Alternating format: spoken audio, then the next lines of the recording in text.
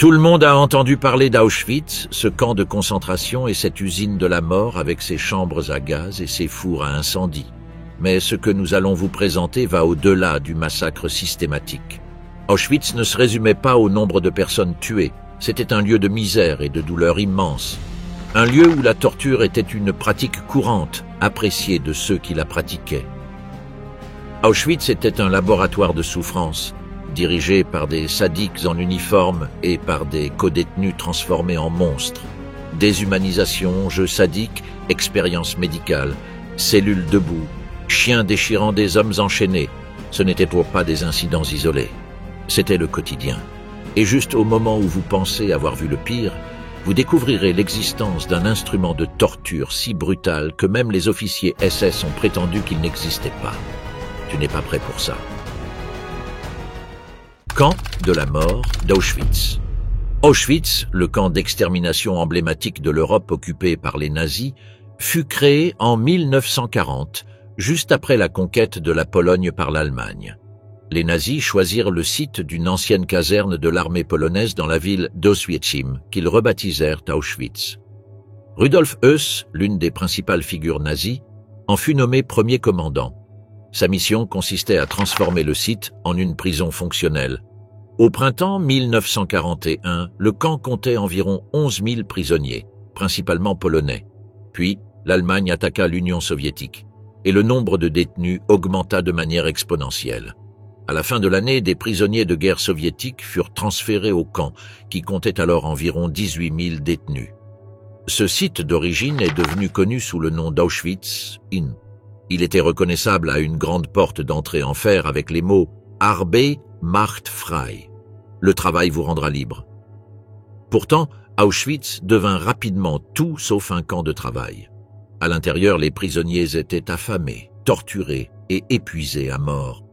Bien que n'étant pas encore officiellement un camp de la mort, le camp laissait présager une transformation imminente. Le 3 septembre 1941, les nazis procédèrent au premier massacre au gaz Zyklon B dans le sous-sol du tristement célèbre bloc 11 d'Auschwitz I. Ce gaz était déjà utilisé dans le camp pour tuer les poux, mais les nazis voulaient vérifier son efficacité contre les humains. Environ 600 prisonniers de guerre soviétiques et 250 détenus polonais malades furent assassinés au cours de cette opération. Cet événement marqua le début de l'utilisation des chambres à gaz pour les massacres à Auschwitz. Le nombre de prisonniers augmentant chaque mois, dès octobre 1941, les nazis décidèrent de construire un nouveau camp, Auschwitz II, également connu sous le nom de Birkenau. Ce camp fut construit par des prisonniers de guerre soviétiques, à environ 3 km du camp d'origine, à l'emplacement d'un ancien village polonais. Les Allemands expulsèrent les habitants et détruisirent la plupart des bâtiments. Outre Auschwitz I et Auschwitz II, principaux camps de l'usine de la mort nazie, il existait un troisième camp, Auschwitz III, également connu sous le nom de Monowitz. Il s'agissait d'un camp de travail forcé, créé pour fournir de la main-d'œuvre aux usines voisines. Bien qu'il ne s'agisse pas d'un camp de la mort, les conditions de vie à Auschwitz III étaient si dures que de nombreux prisonniers n'y survécurent pas. Contrairement à Auschwitz I, Auschwitz II a été conçu pour accueillir beaucoup plus de personnes. Cela faisait partie de ce que les nazis appelaient Endlösung der Judenfrage, ou la solution finale, plan d'extermination systématique de la population juive d'Europe. Cette politique génocidaire fut officialisée lors de la conférence de Wannsee, le 20 janvier 1942, et prévoyait l'élimination d'un grand nombre de personnes par des fusillades massives et des chambres à gaz dans des camps d'extermination comme Auschwitz-Birkenau. En effet, dès la fin de la conférence de Wannsee, Auschwitz II commença à accueillir les premiers convois de Juifs d'Europe occupés. Nombre des nouveaux arrivants furent exécutés dès leur arrivée au camp. Les sélections s'effectuaient sur le quai. Les personnes âgées, les enfants et les malades étaient envoyés dans les chambres à gaz. Au début, les chambres à gaz étaient situées dans d'anciennes fermes, le bunker 1, la petite maison rouge, et le bunker 2, la petite maison blanche. Le camp ne disposant pas de four à l'époque, les corps étaient brûlés dans des fosses à ciel ouvert, ce qui ralentissait considérablement le processus. Pour améliorer la situation, les nazis construisirent en 1943 4 crématoires. des bâtiments combinant chambres à gaz et fours crématoires. Cette conception accéléra considérablement le processus d'extermination, ces installations pouvant tuer jusqu'à 4400 personnes par jour.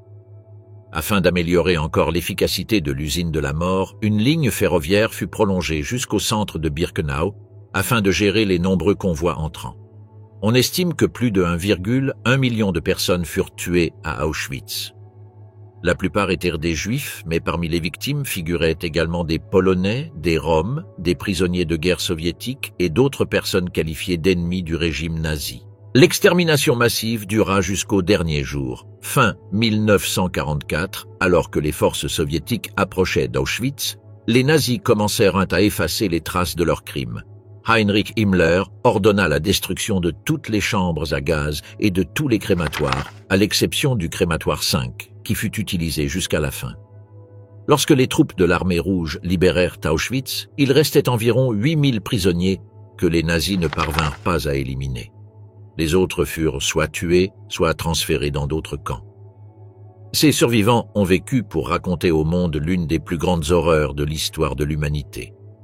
Les témoignages indicibles des tortures subies par les victimes d'Auschwitz. Déshumanisation. À Auschwitz, la torture prenait des formes multiples et dépassait les limites de l'imagination.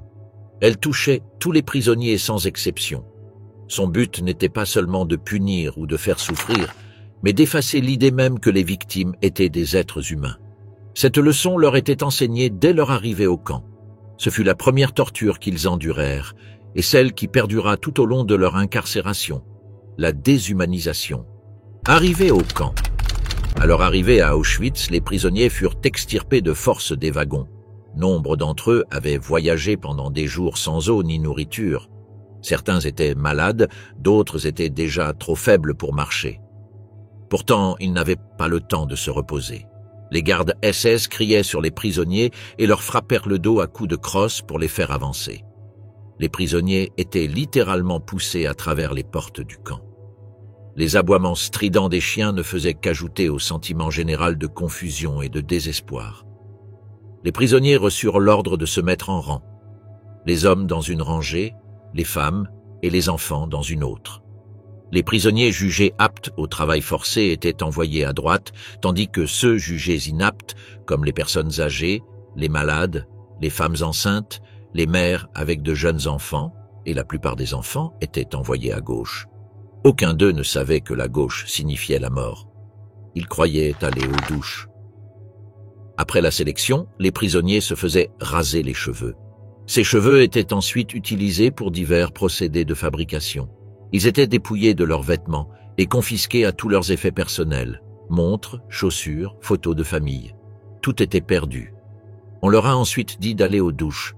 Si les prisonniers de la colonne de droite avaient une douche, ceux de la colonne de gauche étaient envoyés dans des salles qui ressemblaient à des douches. Elles avaient des murs carrelés et des pommeaux de douche.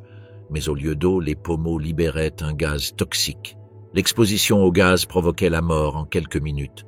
Les prisonniers souffraient d'abord de vertiges, de nausées, d'accélération du rythme cardiaque, de convulsions ou de perte de connaissance, suivies d'une insuffisance respiratoire et d'un arrêt cardiaque. Malheureusement, ceux qui n'étaient pas envoyés dans les chambres à gaz avaient peu de raisons de se considérer comme chanceux. Leur calvaire ne faisait que commencer. Après les douches, ils reçurent des uniformes rayés. Il n'y avait ni chaussures, ni chaussettes appropriées. Beaucoup étaient pieds nus. Un numéro leur fut attribué, première étape de la déshumanisation. Si certains avaient leur numéro inscrit sur une carte, la majorité en avait un tatoué sur le bras. À partir de ce moment, leurs noms ne furent plus utilisés. Ce n'étaient plus des humains, mais des numéros. Après la procédure d'admission, les prisonniers étaient contraints de rester debout en formation pendant des heures. Ils n'étaient pas autorisés à faire le moindre mouvement.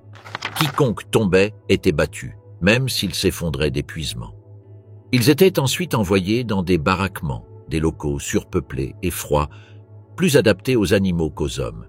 Les baraquements étaient équipés de couchettes en bois à 3 niveaux, chaque niveau étant partagé par plusieurs prisonniers. La nourriture n'était pas distribuée immédiatement. Certains attendaient une journée entière avant de manger, et quand elle arrivait enfin, ce n'était rien de plus qu'un petit morceau de pain ou une soupe liquide. L'arrivée fut rapide et difficile. On abandonna immédiatement tout espoir de quitter cet endroit vivant. Exercice forcé. Les gardiens du camp veillaient à ce que les mauvais traitements soient perpétués quotidiennement. Les prisonniers ne devaient pas bénéficier d'un seul instant de dignité. Chaque matin, les prisonniers étaient arrachés de leur baraquement et conduits sur la place principale. Là, ils étaient contraints à des séances d'exercices brutaux. La place allait devenir un terrain d'entraînement et de supplice. Les prisonniers, souvent malades, faibles ou âgés, étaient contraints d'effectuer des exercices physiques inutiles et humiliants. Ils s'accroupissaient et sautaient jusqu'à en perdre les jambes. Ils se dandinaient comme des canards ou roulaient sur le sol accidenté. Faibles et souffrant de malnutrition, les prisonniers tombaient souvent d'épuisement. C'était le signal d'alarme pour les gardes qui intervenaient. Ils frappaient les prisonniers qui hésitaient à coups de fouet, de crosses de fusil ou de tout ce qu'ils avaient à leur disposition. Nombre d'entre eux ne se relevèrent jamais. Les prisonniers juifs étaient soumis à des tâches encore plus brutales. Ils étaient poussés plus loin et battus plus durement s'ils n'accomplissaient pas la tâche, et ils n'y parvenèrent jamais. Ces exercices devinrent routiniers. Ils se poursuivirent jour après jour, sans interruption, 6 jours par semaine. Au 7e jour, la plupart des prisonniers les plus âgés étaient morts. Les plus jeunes tenaient à peine debout, les jambes enflées et les muscles déchirés. Pourtant, dès le début d'une nouvelle semaine, les ordres revinrent, s'accroupir, sauter, courir. Ceux qui avaient survécu aux exercices n'étaient pas renforcés. Les exercices n'étaient pas conçus pour améliorer la condition physique des prisonniers, mais pour les briser. Il ne s'agissait pas de discipline, mais d'une destruction calculée du corps et de la volonté humaine. Station debout prolongée.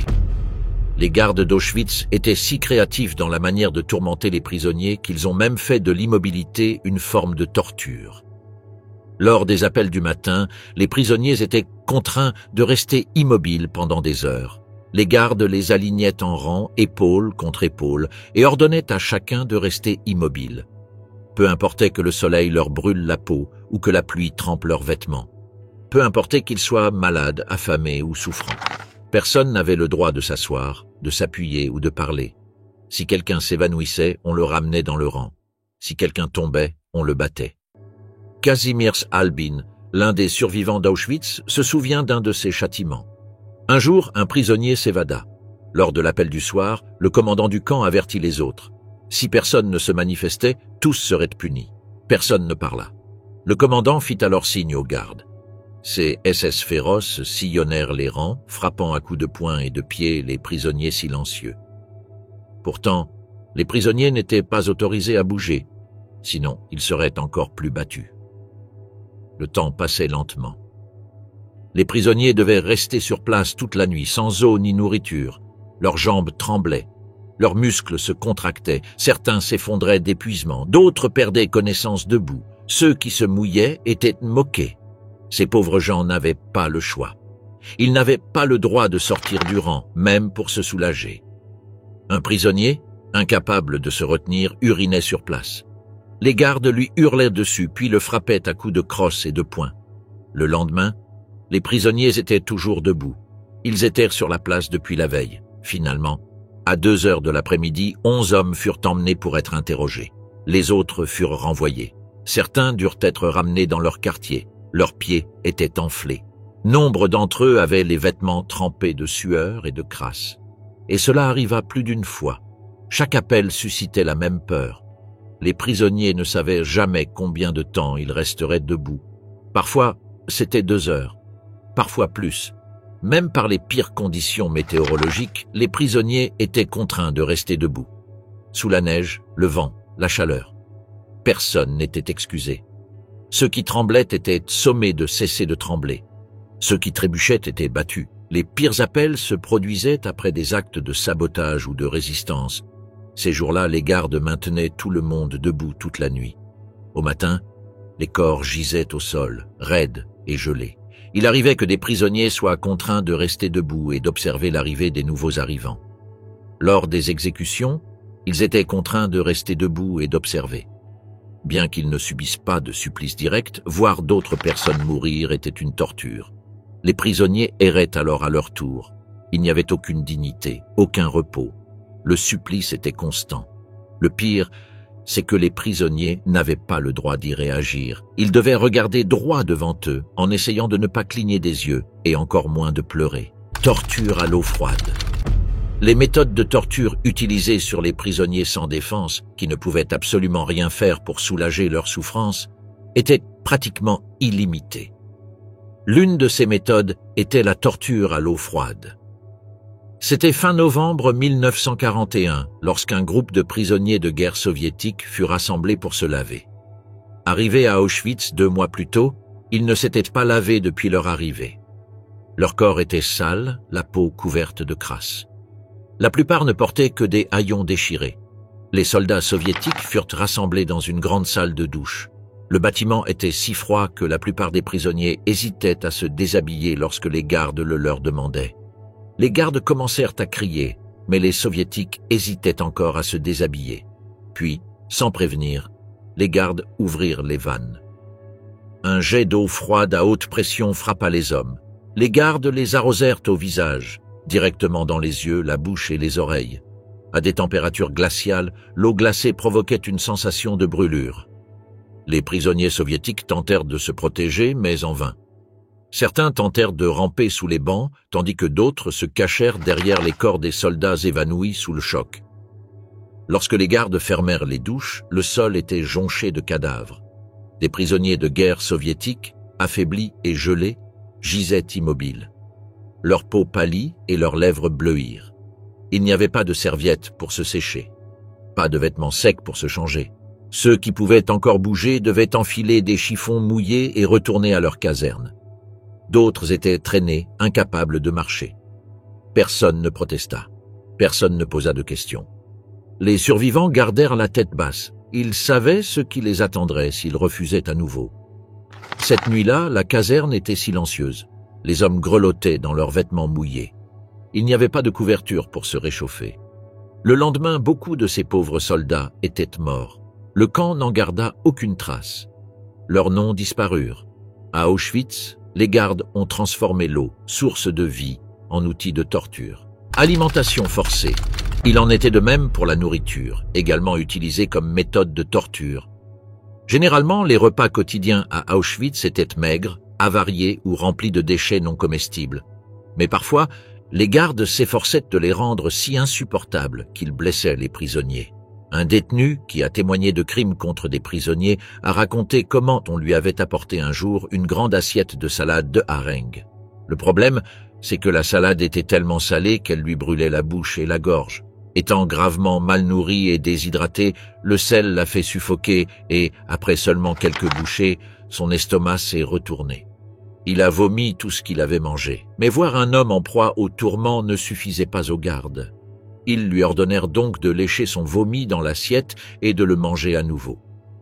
Le prisonnier tenta de résister, mais un coup d'un soldat le fit changer d'avis. Il avala tout, poisson, sel, vomi et sang, qu'il toussa. Comme d'autres méthodes de torture, cet acte n'était pas ponctuel. D'autres prisonniers étaient également contraints de le faire.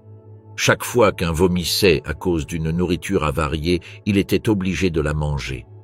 S'il refusait, il était battu ou condamné à des châtiments plus sévères. Les gardiens riaient, tandis que les prisonniers pleuraient et essayaient d'avaler. Il ne s'agissait pas seulement de se nourrir, c'était une question de honte. Parfois, la nourriture servie aux prisonniers était volontairement gâchée. Choux pourris, pain moisi, soupe pleine d'ordures. Lorsque les prisonniers manifestaient leur dégoût ou la repoussaient, les gardiens réagissaient avec rage. Ils leur donnèrent des coups de pied, leur forcèrent la bouche et leur enfournaient la nourriture. Un détenu a raconté avoir été maintenu au sol par 2 gardes SS pendant qu'un 3e lui enfonçait de la nourriture rance dans la bouche. Lorsqu'il vomissait, il le giflait et récidivait. Le sel était la méthode la plus courante de torture alimentaire. Les détenus recevaient des bols de soupe trop salés, après quoi on leur privait d'eau pour étancher leur soif. Leurs lèvres se gerçaient et leur langue enflait.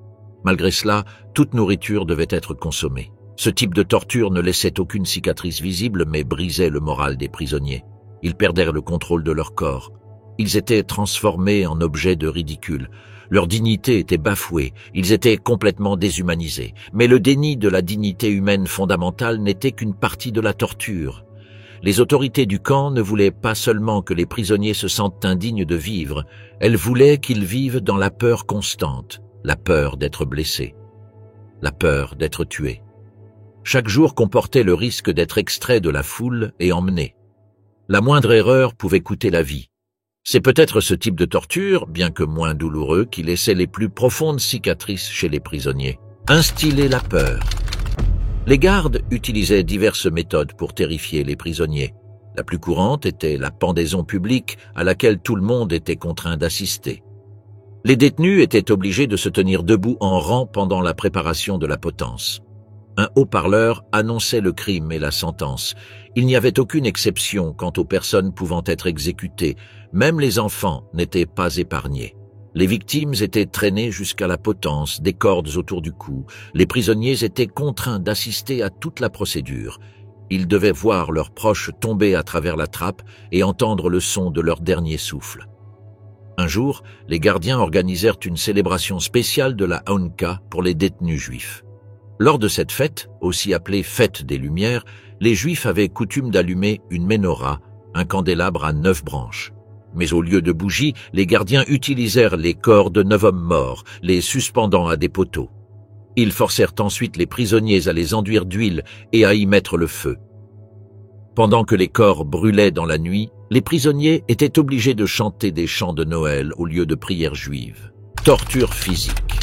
Ce n'était qu'une question de temps avant que quelqu'un ne devienne directement victime de la torture physique. Bien que la déshumanisation constante ait eu un impact durable sur le psychisme des prisonniers, c'est la torture physique qui leur a laissé des cicatrices visibles, des cicatrices qu'ils porteraient toute leur vie. Enfin, s'ils y survivaient, d'une manière ou d'une autre. Suspendus par les bras, l'une des formes de torture les plus courantes était la suspension par les bras. Les mains de la victime étaient attachées dans le dos, puis le corps était soulevé du sol. De cette façon, tout le poids du prisonnier reposait sur ses épaules. Avec ses bras tordus vers l'arrière, les articulations se déboîtaient et les coudes se disloquaient. Il n'était pas rare que les épaules soient complètement déchirées pendant la torture. La douleur causée par cette forme de torture était insupportable. Les victimes hurlaient de douleur jusqu'à perdre connaissance. Malgré cela, les gardes les laissaient pendus pendant des heures. Certains étaient descendus pour être pendus à nouveau le lendemain. Ils restaient paralysés à vie. Nombre de survivants ainsi torturés n'ont jamais retrouvé l'usage de leurs bras. Le pire, c'était que cette punition était infligée pour des délits mineurs. Voler un navet, répondre ou être lent à l'appel. C'était pourquoi les gardes utilisaient souvent cette méthode, et parce qu'elle était moins salissante que d'autres. Elle ne laissait pas de sang, mais les dégâts étaient profonds. Elle enseignait aux prisonniers que le silence, l'obéissance et l'invisibilité étaient les seules défenses. Mais parfois, même cela ne suffisait pas. 25 coups. Il existait en réalité des tortures bien pires à Auschwitz que la pendaison. L'une des plus redoutées était celle des 25 coups.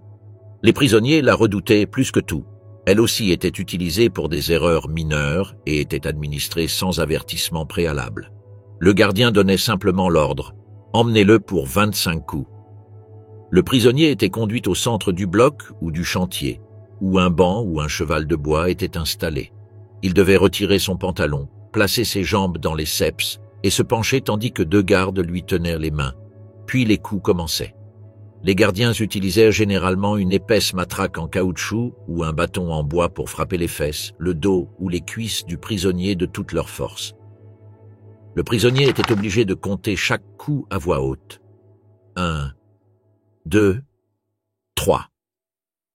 S'il criait de douleur ou perdait le compte, les coups recommençaient. S'il perdait connaissance, les gardiens le ranimaient avec de l'eau ou des gifles et reprenèrent la torture. L'intensité de la douleur est difficile à décrire. Les coups éventrèrent la peau et déchiraient les muscles du prisonnier. Il n'était pas rare que les prisonniers perdent le contrôle de leurs intestins pendant la punition, au grand amusement des gardes. Très souvent, les prisonniers ne pouvaient plus marcher après les coups et devaient être portés par leurs codétenus. Un détenu a déclaré ne pas avoir pu s'asseoir pendant des semaines après les coups, tandis qu'un autre affirmait que les coups lui faisaient oublier où il était. Bien entendu, aucun examen médical n'était effectué après le passage à tabac, pas même un repos. Le prisonnier était renvoyé au travail le jour même. S'il s'effondrait, il était à nouveau battu. Presque toujours, ses coups étaient publics. Tous les prisonniers étaient contraints d'y assister. Les gardiens prétendaient que c'était pour inculquer la discipline. En réalité, c'était pour semer la terreur. Le bruit du bâton frappant la chair et les cris du prisonnier qui comptait les coups résonnaient dans tout le quartier. Les femmes aussi étaient punies de cette façon. Une détenue a déclaré que la douleur des 25 coups reçus l'avait marquée pendant des années. Jeu sadique. La variété des méthodes de torture à Auschwitz prouvait que les gardiens prenaient réellement plaisir à tourmenter les prisonniers.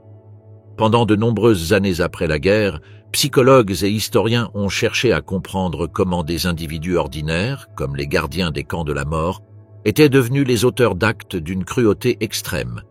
Nombre d'entre eux ont conclu que c'était un mélange d'obéissance aveugle, de déshumanisation, de pression sociale et d'endoctrinement idéologique qui permettait aux gardiens de commettre des actes de sadisme sans remords. À Auschwitz, le sadisme des gardes SS était tel qu'ils inventèrent des jeux barbares visant à humilier, torturer et tuer les prisonniers. L'un des plus courants était le jeu de la casquette. Un garde passait devant un prisonnier et lui faisait tomber sa casquette. Il la ramassait ensuite et la jetait au-delà de la ligne marquée dans la zone dite interdite. Il s'agissait d'une bande de terre près de la clôture du camp, délimitée par des panneaux et des fils. La règle était connue de tous. Franchir la ligne signifiait la mort. Le garde ordonnait alors au prisonnier d'aller chercher la casquette. Le prisonnier hésitait, sachant que pénétrer dans la zone interdite pouvait lui être fatal. Mais désobéir au garde signifiait aussi une punition parfois pire que la mort. Si le prisonnier s'avançait enfin pour ramasser la capsule, le gardien donnait l'alerte. Il levait son fusil et le tuait d'un seul coup de feu. Le rapport mentionnait qu'un prisonnier avait été abattu alors qu'il tentait de s'évader. Son corps était laissé au sol en guise d'avertissement. Ce jeu sadique était devenu une routine. Les gardiens le prenaient pour un sport et y prenaient plaisir. Parfois, un gardien lançait plusieurs capsules dans la zone et appelait plusieurs prisonniers. Les hommes se regardaient, incertains de qui devait agir en premier. L'un d'eux s'avançait toujours. L'un d'eux mourait toujours. Torture par des chiens. Ce que les prisonniers craignaient plus que les armes des gardiens, c'était leurs chiens. Ces grands et puissants animaux, généralement des bergers allemands, étaient dressés à attaquer sans hésitation. Un simple mot ou un signal du gardien suffisait. Les gardiens n'avaient besoin d'aucune raison particulière pour lâcher les chiens sur les détenus. Une pratique courante consistait à enchaîner 2 prisonniers ou plus ensemble. Ensuite, les gardiens lâchèrent les chiens. Les animaux sautaient sur les prisonniers, leur mordèrent les bras, les jambes et le visage. Les prisonniers enchaînés ne pouvaient s'échapper. Ils tentaient de se dégager, mais la chaîne les retenait fermement. Les gardes se tenaient à proximité et observaient. Ils riaient tandis que les chiens déchiraient la chair. Les prisonniers hurlaient, tombaient ou tentaient de se couvrir les uns les autres. Un survivant a raconté comment les gardes utilisaient cette torture pour punir des groupes entiers. Si l'un d'eux commettait une erreur, tous étaient enchaînés et alignés. Quelques gardes se rassemblaient et lâchaient leurs chiens sur eux. Ils rivalisaient pour savoir lequel causait le plus de dégâts. Au final, les prisonniers restèrent avec des blessures profondes qui ne pouvaient jamais guérir correctement dans les conditions du camp. Nombre d'entre eux moururent d'hémorragie ou d'infection, le lendemain seulement. Ceux qui eurent la chance de survivre à cette torture en gardèrent des marques de morsures à vie. Le traumatisme les accompagna. Les aboiements des chiens les emplissaient de terreur, même des années après la libération. Un survivant raconta qu'il les entendait dans ses rêves, des décennies après la fin de la guerre. C'est ainsi que les monstres d'Auschwitz ont transformé les chiens, les meilleurs amis de l'homme, en instruments de torture, et tout cela faisait partie du système. Étranglement, noyade, suffocation. Parmi ces monstres, certains se distinguaient par leur cruauté exceptionnelle. Avant la guerre, Oswald Kaduk était boucher à Königsütt, en Haute-Silésie. Il travaillait dans un abattoir municipal et comme pompier. Il s'engagea dans l'Allgemeine SS en 1939 et fut incorporé dans la Waffen-SS en 1940. Après avoir servi sur le front de l'Est, la maladie le conduisit à être transféré à Auschwitz en 1941.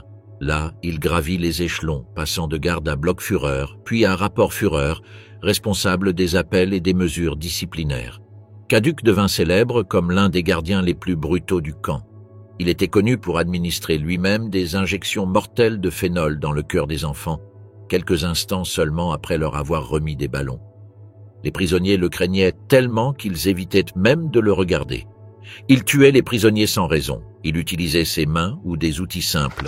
Un survivant l'a décrit comme entrant dans une pièce, désignant quelqu'un et le tuant sur le champ. On l'a également vu recouvrir le visage d'un prisonnier d'une couverture et s'asseoir sur lui. La victime n'avait aucune chance de riposter. Il noyait également les prisonniers en leur enfonçant la tête sous l'eau jusqu'à ce qu'ils arrêtent de bouger. Parfois, il le faisait dans des baignoires ou des tonneaux. Caduc aimait étouffer les prisonniers. L'une de ses méthodes consistait à utiliser une couverture mouillée. Il la plaçait sur la tête du prisonnier et appuyait dessus pour l'empêcher de respirer. Certains se débattaient, d'autres s'évanouissaient rapidement. La mort suivait en silence. Il utilisait cette méthode principalement sur les malades et les personnes âgées. Ces meurtres ne faisaient pas l'objet d'ordres officiels. Caduc les a commis de son plein gré. Il aimait semer la peur et la souffrance.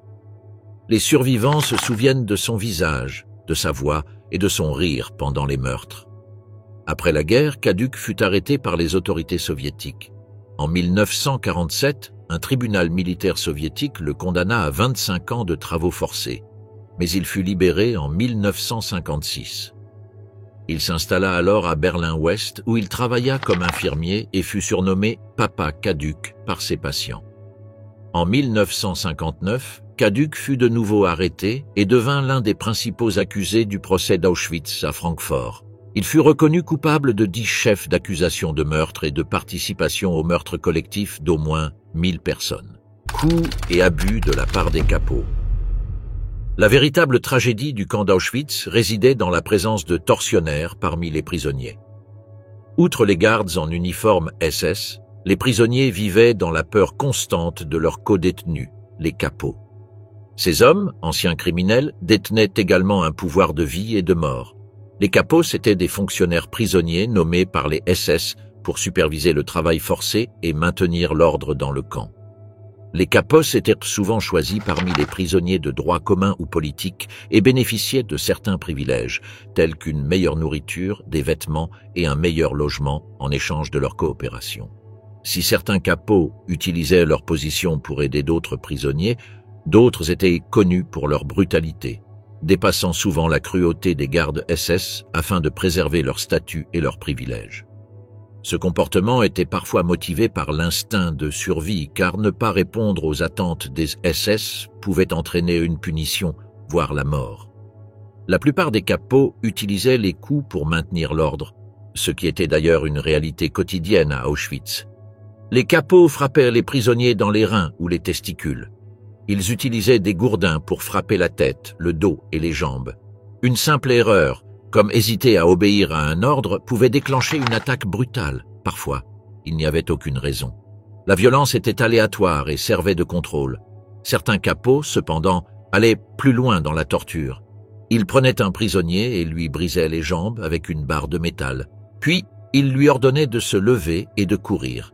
Si l'homme refusait, il était à nouveau battu pour désobéissance. D'autres étaient contraints de ramper en rond, gifler et frapper à coups de pied s'ils se déplaçaient trop lentement. Si quelqu'un criait, d'autres coups s'ensuivaient.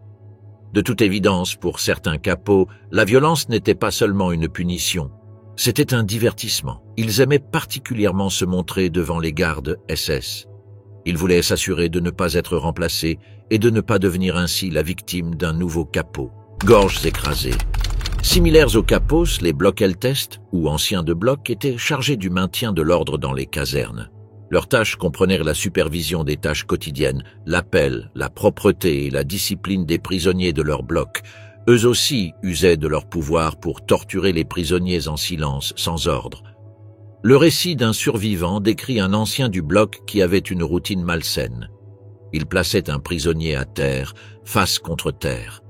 Puis il lui marchait sur la gorge, lentement et fermement. Il exerçait une pression jusqu'à ce que le prisonnier s'immobilise. Ce faisant, il s'asseyait sur un tabouret et mangeait son repas. Les autres prisonniers devaient regarder sans bouger ni dire un mot. Ils savaient qu'ils pourraient être les prochains. Un autre ancien du bloc utilisait des marmites à soupe bouillante. À l'heure du repas, alors que les prisonniers faisaient la queue pour leur soupe, il en choisissait une. Il attrapait l'homme par le cou et lui enfonçait la tête dans la marmite. Le prisonnier se débattait, mais il n'y avait pas moyen de s'échapper. L'ancien le maintenait au sol jusqu'à ce que son corps se relâche. Puis il le lâchait et l'homme suivant s'approcha pour sa part. Tous les prisonniers le savaient, il n'y avait pas de règle. Même la nourriture pouvait être mortelle. Les chefs de bloc et les capos veillaient à ce que chaque recoin d'Auschwitz soit empreint de peur. Abus sexuels. La vie à Auschwitz était un mélange d'humiliations constantes, de travaux forcés et de coups violents.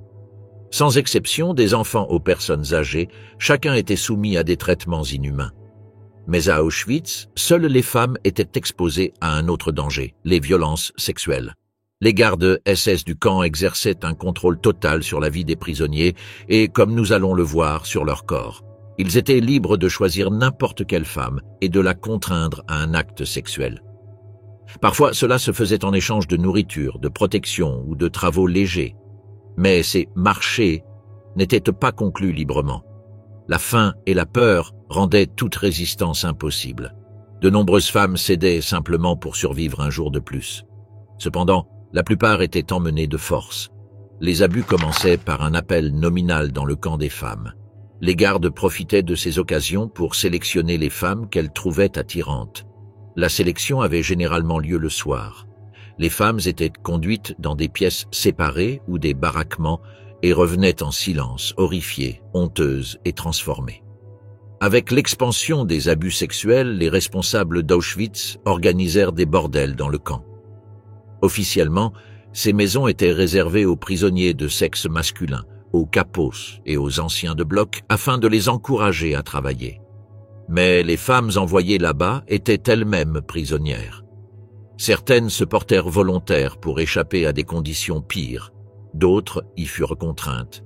Une fois à l'intérieur, elles étaient soumises à une surveillance stricte. Outre les abus sexuels, elles étaient exposées à des mauvais traitements physiques et souffraient d'infections répétées. Paradoxalement, certains gardiens SS nouaient des relations avec des détenus, notamment celles occupant des postes privilégiés. Mais il s'agissait là de relations loin d'être romantiques. Le déséquilibre des pouvoirs était totalement en faveur des gardiens. Le refus de la prisonnière pouvait entraîner une sanction, un transfert à des travaux plus pénibles, voire la mort. Malheureusement, les abus sexuels ne représentaient qu'une partie du problème. Très souvent, les femmes victimes d'abus sexuels tombaient enceintes. Dans ce cas, elles n'avaient aucune autre option. Très souvent, elles étaient tuées dès qu'on découvrait leur grossesse. Si une femme était laissée seule pour accoucher, en raison des conditions difficiles et des mauvais traitements dans le camp, l'accouchement était souvent fatal. Les mères qui accouchaient étaient séparées de leur bébé. Les nouveau-nés n'étaient pas autorisés à vivre. Cependant, le pire sort était réservé aux femmes enceintes, envoyées au bloc médical où les médecins menaient des expériences sur elles et leurs bébés. Ces expériences se terminaient presque toujours par de graves tortures, voire la mort. Expérience médicale. Bloc 10. Ces expériences médicales et d'autres types d'expériences ont été menées dans le bloc 10, un bâtiment en briques dans lequel des médecins nazis, dont Joseph Mengele, Karl Kloberg et Horst Schumann, ont pratiqué certaines des tortures les plus terribles sur des prisonniers. Le travail de ces médecins monstrueux se concentrait principalement sur la stérilisation, les études de reproduction et la génétique. Les prisonniers choisis pour ces expériences étaient principalement des femmes, bien que des hommes et des enfants aient également servi de sujets. L'un des principaux médecins du bloc 10 était le docteur Karl Kloberg, obsédé par la recherche d'une méthode peu coûteuse et efficace pour stériliser les femmes. Son objectif était de développer une procédure qui pourrait être utilisée sur des millions de femmes juives pour les empêcher d'avoir des enfants. De Kloberg consistait à injecter des substances caustiques dans les organes reproducteurs féminins. Ces produits chimiques étaient destinés à obstruer les trompes de Fallope et à rendre la conception impossible.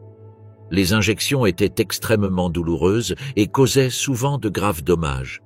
Suite à ces procédures, de nombreuses femmes souffraient d'infections, d'hémorragies internes et de douleurs insupportables. Nombre d'entre elles en mouraient. Celles qui survivaient étaient souvent stériles et affligées de problèmes de santé à long terme. Le docteur Horst Schumann, également médecin au bloc 10, se consacrait également à la stérilisation, mais sa méthode impliquait l'utilisation de rayons X pour cibler les organes reproducteurs des hommes et des femmes. Les prisonniers étaient exposés à de fortes doses de radiation, provoquant de graves effets secondaires, notamment des brûlures, des ulcères et toutes sortes d'infections. Comme on pouvait s'y attendre, aucun prisonnier n'a reçu de soins médicaux appropriés après la fin des expériences. Dans de nombreux cas, les médecins ont poursuivi les procédures de radiothérapie jusqu'au décès du patient. Le corps était alors envoyé au crématorium et un nouveau prisonnier était amené pour le remplacer et poursuivre l'expérience. Après la guerre, le docteur Karl Kloberg fut capturé par les forces soviétiques. En 1948, il fut condamné à 25 ans de prison pour ses expériences de stérilisation à Auschwitz, mais fut libéré 7 ans plus tard dans le cadre d'un accord de rapatriement germano-soviétique. De retour en Allemagne de l'Ouest, il reprit sa pratique médicale et parla ouvertement de ses expériences aux grandes dames de l'opinion publique allemande. Le docteur Horst Schumann fut également capturé, mais par les forces américaines. Libéré dès 1946, il travailla ensuite comme médecin du sport. Démasqué en 1951, Schumann s'exila. Il fut finalement extradé vers l'Allemagne de l'Ouest en 1966. Son procès s'ouvrit en 1970, mais fut suspendu pour des raisons de santé. Libéré en 1972, il mourut en 1983. Aucun de ces deux médecins monstrueux ne semble avoir été confronté à une véritable justice pour les crimes innommables qu'ils ont commis. Injection mortelle, Abspritzen. Les atrocités commises par les médecins du bloc 10 allaient bien au-delà des expériences médicales inhumaines. Ces personnes, qui avaient juré d'aider autrui, participaient directement au massacre de prisonniers. Elles faisaient partie intégrante de l'usine de mort d'Auschwitz. Tandis que les gardiens utilisaient le gaz, les fusils et les coups pour tuer les prisonniers, les médecins utilisaient leurs connaissances médicales comme méthode d'exécution. Ils tuaient les prisonniers en leur injectant des substances comme le phénol, l'essence, l'évipane ou l'air directement dans le corps. Ces injections étaient généralement pratiquées dans la poitrine ou le bras. L'objectif était de tuer rapidement et silencieusement. Les médecins et leur personnel médical utilisèrent cette méthode notamment sur les prisonniers malades, affaiblis ou incapables de travailler. Un témoin a décrit le processus comme Abspritzen, ce qui signifie injection en allemand. Les victimes étaient emmenées dans une pièce, souvent l'infirmerie ou un bloc séparé. On leur annonçait qu'elles recevaient un traitement. Au lieu de cela, on leur injectait une dose mortelle. La mort survenait en quelques secondes ou minutes. Certaines victimes haletaient ou étaient prises de convulsions. D'autres mouraient silencieusement. Les corps étaient rapidement retirés et transportés au crématorium. Les meurtres étaient perpétrés par les médecins et leur personnel soignant. Ils le faisaient sans hésitation, comme s'il s'agissait de leurs tâches habituelles. Dans certains cas, les injections étaient administrées les unes après les autres, sans interruption. Des témoins se souviennent avoir vu des rangées de corps après l'intervention. Un homme a raconté avoir vu un tas de cadavres nus empilés devant la salle d'injection. Le processus devint mécanique, il n'y avait plus de paperasse. L'objectif était de rendre l'extermination efficace. Comme de nombreuses victimes n'étaient jamais enregistrées, les SS purent dissimuler les massacres. Ainsi, des milliers de victimes disparurent sans laisser de traces. Personne ne sut jamais ce qu'il était advenu d'elles. Cette méthode était régulièrement utilisée. Des centaines de personnes furent tuées de cette façon. Même les enfants ne furent pas épargnés.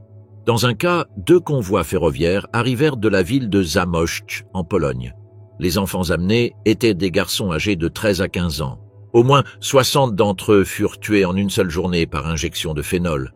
Un survivant se souvient comment les garçons furent alignés, emmenés par groupe et jamais ramenés.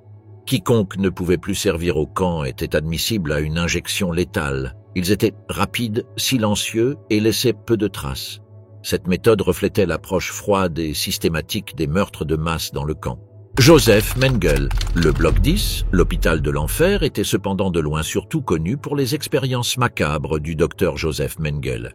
Universitaire instruit et respecté avant la guerre, le docteur Mengele arriva à Auschwitz avec une fascination pour les jumeaux.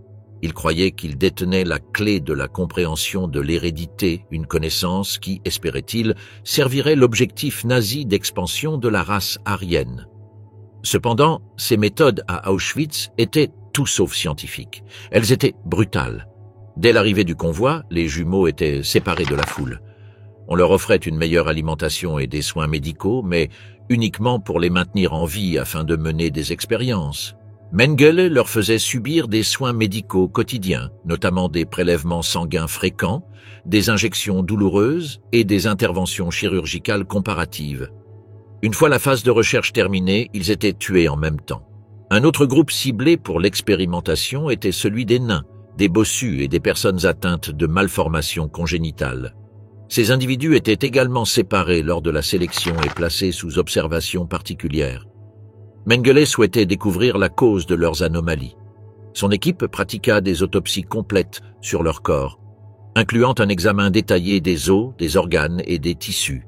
Ils prélevèrent des moelles épinières et préservèrent des squelettes qui furent ensuite envoyés aux instituts SS pour y être étudiés.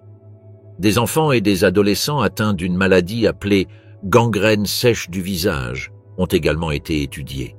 Elle débutait par une tache rougeâtre près de la bouche et s'étendait rapidement jusqu'à détruire les joues et le nez. La maladie était courante dans le camp gitan, en particulier chez les enfants atteints de syphilis héréditaire. Les victimes étaient soumises à des observations vivantes et à des analyses post-mortem. Des traitements comprenant des injections antipaludiques et des médicaments toxiques à base d'arsenic étaient testés sur elles. La plupart mouraient dans l'agonie et leur corps défiguré était envoyé à la dissection. L'obsession de Mengele pour la couleur des yeux a donné lieu à une nouvelle forme de cruauté. On injectait des produits chimiques directement dans les yeux des prisonniers pour les rendre bleus. Ces procédures provoquaient d'atroces douleurs, la cécité et des séquelles permanentes. Mengele participa également à des expériences de stérilisation, à l'instar de celle du docteur Karl Kloberg. Mais son approche était différente. Il se concentrait sur la prévention de la reproduction au sein de groupes qualifiés de indésirables par le régime nazi, juifs, roms et autres. Même les femmes enceintes n'étaient pas épargnées.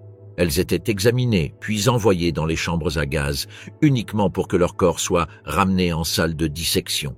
C'était un mépris total pour la vie humaine. Dans son laboratoire, l'atmosphère était à la peur constante. Mengele pouvait paraître bienveillant, voire doux, quelques instants avant d'ordonner la mort d'un prisonnier. Il était imprévisible, ce qui le rendait encore plus terrifiant. Contrairement à ce qu'il prétendait, son travail n'avait aucune valeur scientifique.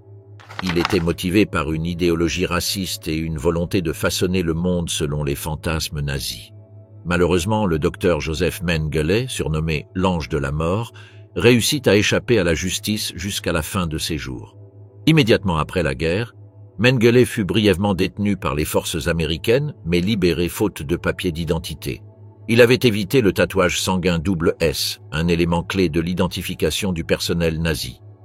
Sous de fausses identités, il travailla comme ouvrier agricole en Allemagne avant de fuir en Amérique du Sud en 1949, aidé par un réseau d'anciens SS.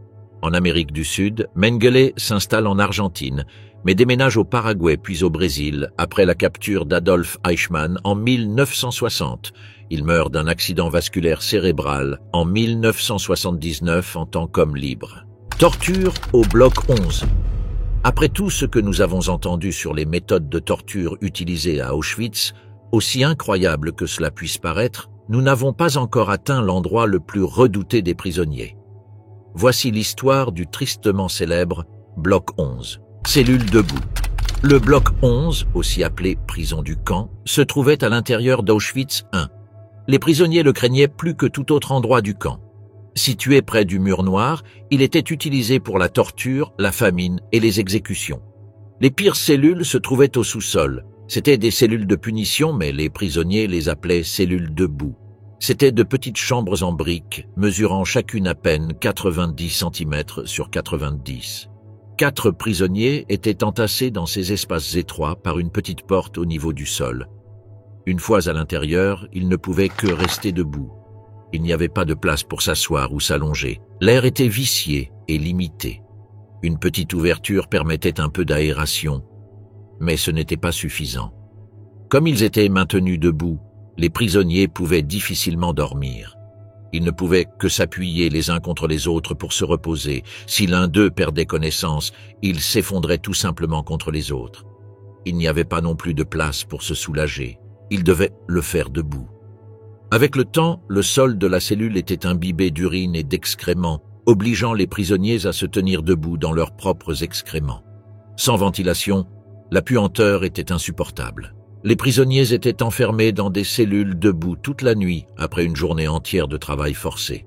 Ils ne recevaient ni nourriture ni eau. Après avoir passé la nuit debout dans un inconfort extrême, ils étaient contraints de retourner au travail. Cette routine durait des jours, voire des semaines. L'objectif était de les briser, tant physiquement que mentalement. Un prisonnier se souvenait, après la guerre, qu'être envoyé au bunker était pire qu'une bastonnade. Il disait « Au moins, une bastonnade prenait fin.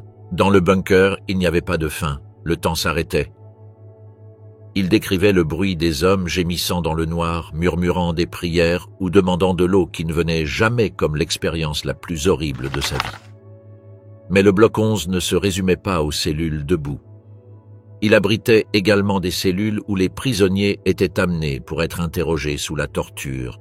Dans certaines de ces cellules, les prisonniers étaient attachés à des barres de fer et fouettés. D'autres étaient déshabillés et contraints de rester agenouillés, immobiles, pendant des heures sur du gravier. Chaque fois qu'un garde passait près d'eux, il leur infligeait un supplice supplémentaire à sa guise. Mais le pire était la cellule où était installé un appareil de torture spécial, appelé Boger Swing. Boger-Schaukel. Le Boger-Schaukel, ou balançoire Boger, était un instrument de torture inventé par l'officier SS Wilhelm Boger. Il était constitué d'une poutre en bois posée sur 2 tréteaux en fer. Les prisonniers y étaient attachés, les bras et les jambes liés. Leurs mains étaient menottées au-dessus de leurs genoux et un bâton était passé sous les genoux et sur les coudes, les immobilisant dans une position compacte et immobile. La poutre était ensuite relevée, de sorte que le prisonnier se trouvait suspendu en l'air, la tête en bas, le poids de son corps appuyant sur ses articulations. Une fois suspendu, le prisonnier était battu à plusieurs reprises. Boger ou un autre officier SS utilisait des bâtons, des gourdins ou des fouets. Les coups pouvaient durer des heures. Des témoins ont raconté que les victimes hurlaient jusqu'à perdre connaissance. Les officiers les réveillaient avec de l'eau et continuaient à les frapper. Une fois la torture terminée, les prisonniers étaient ramenés dans leurs cellules, ensanglantés et brisés. Les coups sur la balançoire Boger provoquaient de graves contusions, des fractures et des blessures internes. Il n'était pas rare que des prisonniers meurent sous la torture. Un ancien prisonnier a témoigné avoir vu des gens revenir du Boger Swing le visage tuméfié, les yeux clos et le corps couvert de sang. Il a dit qu'il semblait avoir été déchiqueté par des animaux sauvages. Un autre survivant a décrit un homme revenu incapable de marcher ou de parler. Ses mains étaient paralysées et il ne pouvait pas lever la tête. La balançoire Boger était principalement utilisée lors des interrogatoires. Les prisonniers étaient très souvent torturés pour obtenir des informations ou des aveux, même si beaucoup n'avaient rien à avouer. La torture servait à les briser. L'objectif était de leur infliger une douleur maximale. Boger était connu pour apprécier ce procédé. Il balançait la poutre d'avant en arrière pendant que les coups continuaient. Après tout, c'était son invention. Elle était considérée comme si brutale que même certains de ses collègues ont nié plus tard en avoir eu connaissance. Comme la plupart des officiers SS, Wilhelm Boger s'est évadé d'Auschwitz quelques jours seulement avant sa libération. Il a laissé derrière lui son engin barbare. À la fin de la guerre, il a tout simplement disparu. Boger est resté discret pendant des années jusqu'à ce qu'il soit finalement découvert et arrêté en 1959. 6 ans plus tard, il a été traduit en justice lors du célèbre procès d'Auschwitz à Francfort. Le témoin clé était Frau Braun, la secrétaire personnelle de Boger, qui avait fui l'Allemagne après la guerre. Sans elle, le monde n'aurait peut-être jamais entendu parler du plus monstrueux instrument de torture d'Auschwitz. Sa description de la méthode est glaçante. Un prisonnier était amené pour être interrogé, dévêtu et penché sur la barre, les poignets menottés aux chevilles. Un garde, à l'écart, le poussait à travers la pièce en décrivant un long et lent arc de cercle, tandis que Boger posait des questions, d'abord doucement, puis en aboyant et enfin en hurlant. À chaque retour, un autre garde armé d'un pied de biche frappait la victime sur les fesses. Tandis que les coups continuaient et que la victime gémissante s'évanouissait, n'était ranimée que pour hurler à nouveau, les coups continuaient jusqu'à ce qu'il ne reste plus qu'une masse de chair sanglante sous leurs yeux. La plupart périrent de ce supplice, certains plus tôt, d'autres plus tard. Finalement, un sac d'os, de chair et de graisse écorchée était emporté par les décombres du sol en béton. La balançoire Böger était en effet un symbole de la cruauté à Auschwitz, une chose que les prisonniers redoutaient plus que la mort elle-même. Alors que nous approchons de la fin de notre terrifiante visite, nous avons appris qu'Auschwitz était conçu pour tuer, mais seulement après avoir brisé les corps, les esprits et la dignité de ses prisonniers.